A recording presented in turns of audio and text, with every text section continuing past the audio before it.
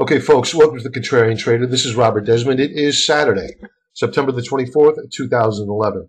Folks, let's begin with a roll call of which stocks are going to be going over, which stocks I've added to our watch list. Letter X is 1, NFLX, Netflix, number 2, Aluminum Corp of China, ACH, is number 3, US Commodity Index Fund is number 4, and FXI, the iShares of China, is number 5, and you might as well just add to that the FXP, which puts you short of China. So we'll go over those in a moment. But before we can discuss when we're going to purchase oversold stocks in a market like this, we first need to take a look at where the market is. And I'll touch upon it briefly, but I'm going to go into it in far more detail in my members' version of the week ahead commentary. So if you want that, I'm going to be preparing it today, sending it out tomorrow, and I'm going to go into much further detail with price target wise on when I want to enter these stocks I'm going to discuss today.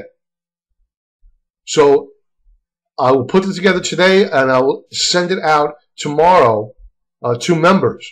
So if you would like it, take advantage of the 14-day free trial offer. You can always cancel. It's up to you, and you'll get that. All right, let's get to the S&P 500. This is normally when I use a time span like this goes all the way back to 2009. I'll use a weekly chart, but I'm using a daily chart for a particular reason. It's because most traders out there do not use a macro picture. A macro picture on a chart is using a weekly chart, a monthly chart to get a feel for where the market is truly headed. Look at all this noise in here. The weekly chart smooths out all this noise, all this volatility, and it gives you a far clearer picture of where we're headed. And I'm going to use the weekly charts in the Week Ahead Commentary Members Edition tomorrow, so you'll see that. But I want to use the daily chart today to point out the power of moving averages. 1. 2, I want to point out the time where I told my members to get short of this market and the reason why. So let's begin. You had the rally back in 2009 off of 666. I'll never forget that bottom. 666 on the S&P 500. We had that massive rally. And we went into, in 2010, we went into a consolidation phase for the most part.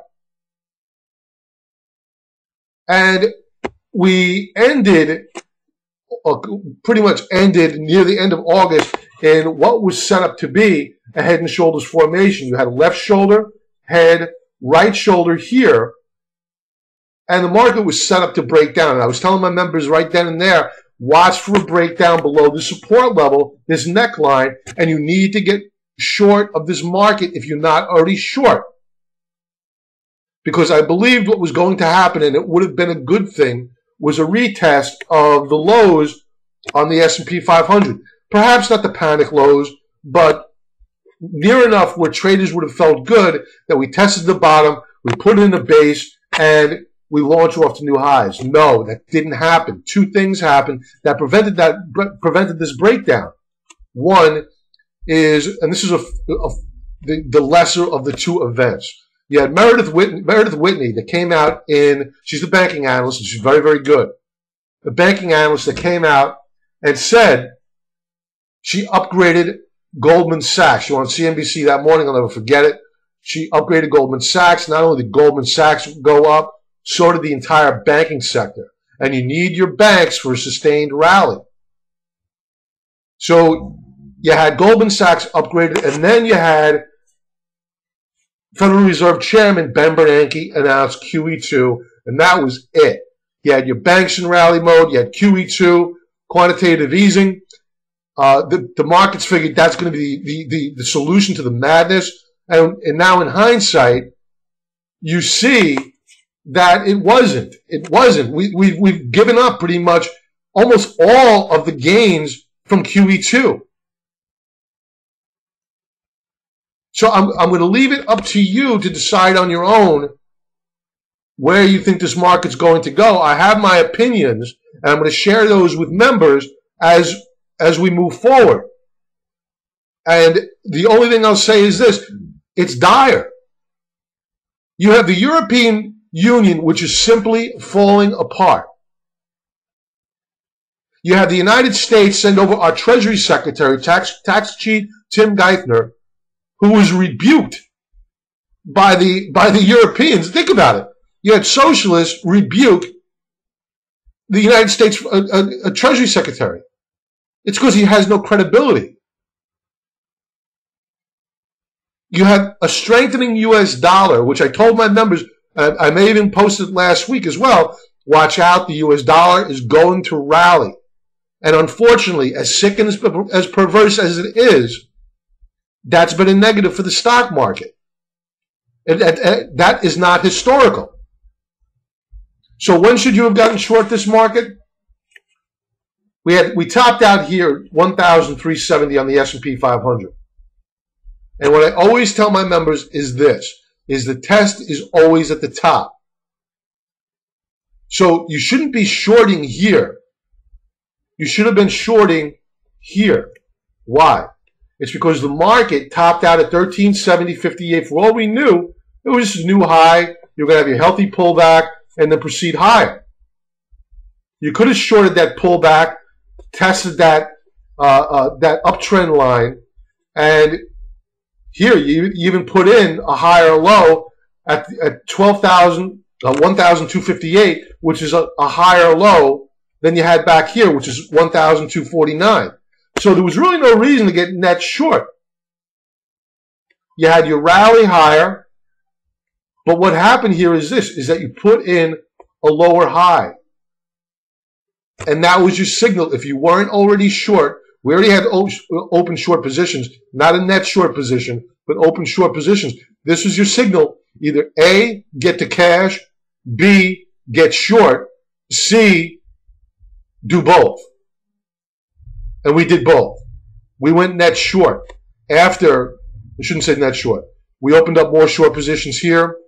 We went net short after we broke down below this support line here, and the game was on. You knew that the market was going to fall apart, and sure enough it did. We made huge profits shorting the stock market using the TZA and the FAZ, both of which are 3 times the move in the TZA of the IWM, Russell 2000, and FAZ puts you 3 times short of the banks. We made a lot of money on them, and we're not net short anymore. We're still short the S&P 500, still short the Dow, and still short China. And I'm going to get to China in a moment because I'm going to want to look to add to that position because their woes are only beginning. IWM, I talked about this. You remember this pennant formation, and sure enough, we broke down below that lower band, and the game is on. For anybody who thinks that this market is done with its sell-off, you're kidding yourself. You can do short-term trades to the long side, but the path of least resistance remains down. Okay, let's get to letter X. I was telling members to short letter X here because you have the U.S. dollar, which is beginning its rally, and the U.S. steel runs counter to the U.S. dollar. So you have strength in the U.S. dollar. You're going to see weakness in U.S. steel. So besides the fact you have China slowing down. So anybody who is long U.S. steel and hopes it's going to rally back, you're kidding yourself. Right now, I like it for a trade to the long side, but it's still technically still a short. Point is that U.S. steel is weak. It's going to get weaker. It's on our watch list to get long. I have a price target on it, and we'll be looking to add to it. I'll put it to you this way. It'll be down in the teens. We're nowhere near our price target yet. This is not an extreme oversold trade. And this topping action on the candlestick on Friday, it shouldn't make anybody feel at all that this sell-off is over on U.S. steel. In fact, it's really just beginning. But that doesn't mean that you can't trade it to the long side. Now, in fact, if we see a counter-trend rally here, continue higher, basically a rally to fill this gap here, we're going to look to get short of U.S. steel down into the teens. Okay, Netflix. I did a video on this a couple of days ago, so if you want to go back, it's still posted on the blog and take a look at it. You can do so. So I'm not gonna spend all that much time on Netflix, but nothing's really changed. I issued the price target to members of where we want to get long of Netflix, and if the worst thing for Netflix right now is for it to rally, in my opinion. And the reason why I say that is that if it rallies, it'll alleviate the oversold condition on the stock. That's going to set up a good entry point for new shorts to come in and short the stock down. So I may even revise lower my entry point on NFLX if we see a rally on Monday. Ideally, I'd like to see Netflix break down. This 130 level is proving to be an elusive price target to close above. It trades intraday above 130. It is unable to close above it. So right now, 130 is resistance. So don't feel comfortable intraday seeing that Netflix is trading above 130. It's not where it trades intraday. It's where it closes that matters. And right now, you see that 130 is stiff resistance. You have a topping tail here on Netflix, and that's not good yet. People selling into the close, which it sets up Monday to be a very bearish day. Let's take a look at the intraday chart and get a picture for what the day looked like on Netflix. So what happened? You have short covering Friday. So you had this nice W formation set up here. This is a 5-minute chart. So it held 125.02, put in a higher low, and it rallied into short covering Friday. And shorts that, you know what, they want to go hang out, go have barbecues. They don't want to have to worry about their short positions, which they have profits in, and getting squeezed on Monday. So they're going to take those positions off the table. They made a lot of money. So if you think that Friday was a day to be buying Netflix, you're sorely mistaken. This is why you never buy into the gaps open on a stock, especially one that's in a downtrend, because you get selling into it, and that's what happened. People are happy to get some of their money back. Those who bought back here, or those who wish they had shorted prior, sold into it. And it looks as if we may have a gap down on Monday with that topping tail on the daily chart, and the fact that you're trading below your moving averages once again on the intraday charts. So Netflix, I think, is going down. Could it gap up? Yes. I don't read crystal balls here. The charts indicate to me that the stock, if it breaks down below the 129.03 level, is heading down much further, and our price target is considerably lower than where it is right now. ACH, this is an extreme oversold stock. This is a very interesting trade for me, and I'm going to go into the reasons why in more detail. It has to do with the price and the short interest in the stock, and the daily volume, and I'll get into that with my members on the week ahead commentary in greater detail, and I'll also be including a price target of where we want to get long of ACH. But right now, ACH, if you buy it, you're taking very, very high risk. Yes, you had a good intraday rally after it gapped down, gapped lower in the morning, and it rallied the remainder of the day, and it gave up. It took back a lot of its losses, but still, this is a very, very bearish chart. You have volume bars that are very, very high, so you still have distribution. You have China, which is absolutely falling apart. So if you buy this stock here, you're taking a great risk. I wouldn't do it. You can see a short covering rally here. I'm not going to get long of this stock at this price level. I do have one in mind, and I'll get to it in the week ahead commentary for the members, the premium edition. Slow Stokes are looking good. MACD is not looking good. So it is not time to get long of ACH yet. USCI is a commodities index. They do not have short covering information on this number of days to cover the shorts, unlike with letter X. I didn't get to that. You have on letter X, really quick, let's just get back to it. Letter X has a short interest of 17.2% of the shares outstanding. That's as of August 31st. So you could bet that that short interest is even higher now. So that's a big, it's going to take a good 3 to 4 days to cover that short interest on U.S. Steel. I'm hoping to get long of this again, back in the teens. And that's where historical support is, and I'll go into that with members. Back to USCI, United States Commodity Index Fund. This is just getting beaten like a baby seal. They do not trade options on this. So if you want to get long of a commodities stock using options, look at letter X. Look at aluminum can of China, ACH, and stay away from this one. But this one is good. If you have the capital to purchase the shares outright, you have a bit more diversification, less risk in USCI than you do in the other stocks. This is the ETF for you. So this is approaching a good price target to get long of. And if I do get long of this, I will be sending out an alert to members, and that will be in fairly short order, as a matter of fact.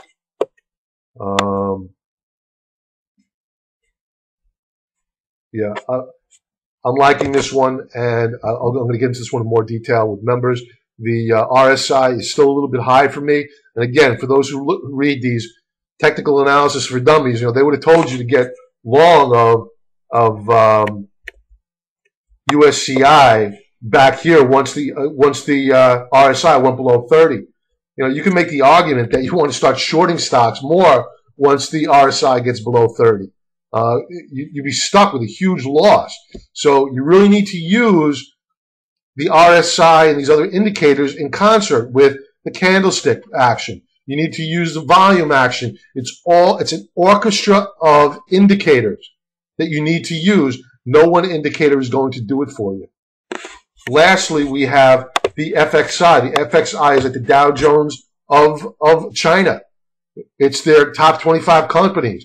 And I have been saying for months, get short of China. As says Jim Chanos. Go on YouTube, ring up Jim Chanos' commentary on China. He's been bearish on China for longer than I have. China has been building ghost cities, not ghost towns, ghost cities for people to come to. And people aren't going there. And these towns are now in decay. You've had the government force on multiple occasions force banks to tighten lending requirements, and in an effort to slow down growth, and that growth is really getting reined in now. So you still have growth in China, don't get me wrong, but you don't have the hyperactive growth that you once did. And I've never believed the central planning is the best thing for an economy. Trust me, you don't know where the bodies are buried over in China. Nobody knows what's going on in the books on these Chinese companies. China is just loaded with cylinders. And it'll come to the forefront in the coming months and years, but you can't have communists planning an economy. So I'm going to be looking to add to the FXP our current short trade on China. And by no means should you be adding to, I beg of you, don't go adding to the FXP or shorting the FXI on Monday. If you do so, you're crazy. You need to do so at a specific price point. And I'm going to point to that point, pardon the pun, to my members on the week ahead commentary. So please don't do it now. FXI is a short. If you are shorted, remain shorted. If you remain long of the FXP, which puts you short of China, let's type up FXP as a matter of fact. If you're long the FXP, great, stay long. Look at this. This is beautiful. Look at this double bottom here on the RSI. That's strength, folks. When you see a chart like this, look at this stepping formation. Man, wow. I can't wait to add more to the FXP. This is a weekly chart. Yeah, I'm going to be spending quite a bit of time on the FXP with members this weekend. So members, expect that commentary coming out. I like what I see here. And these Chinese are no goddamn good. Think about what's on their books. They're holding notes from the United States, which is basically bankrupt. They're buying euros now. I don't want to be long of China. All they can do is steal. They haven't invented anything since gunpowder and noodles, pasta.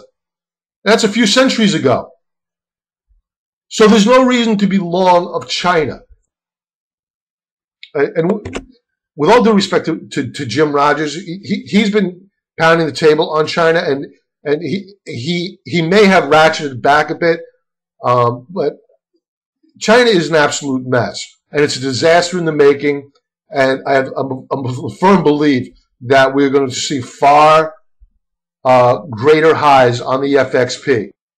Folks, if you want to know when to get long of the FXP or any of the stocks that I've mentioned this evening, letter X, NFLX, STP, USCI, or ACH, please join the Contrarian Trader.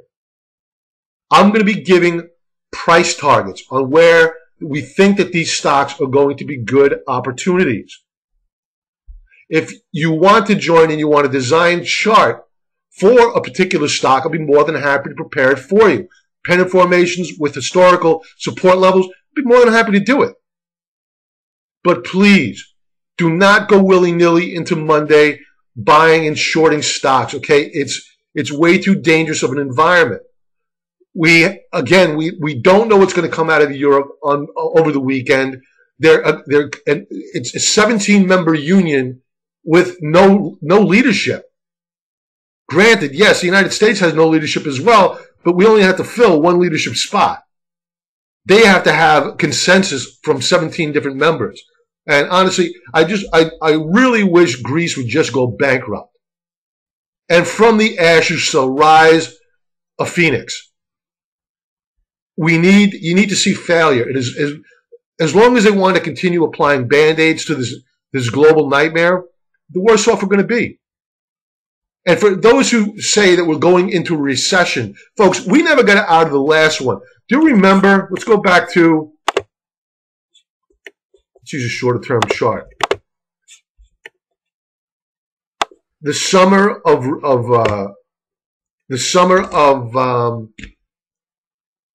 healing, that was back here. That was in 2010. The summer of recovery. And look at where we are right now. We've given up most of these gains, and we're coming right back down into those levels. So, you know, you need to remain cautious of this market. This is not a safe environment. Volatility remains high, and folks, it's going to stay high. And I want to talk more about the volatility index to members as well. So I'm going to be going into a whole bunch of topics in greater detail. If you find anything that I had to say today halfway interesting, you'll be far more engaged tomorrow when you take a look at the weekend commentary. Folks, have a great trading week. Be safe. And if you have any questions, basic questions that you have, I don't want to see anybody lose money and get hurt. Shoot me an email, Bob at the Contrarian Trader or Robert at thecontrariantrader.com, and I'd be more than happy to answer your emails. You can link to my email address on the contact page. Talk to you soon. Have a great trading week. Bye-bye.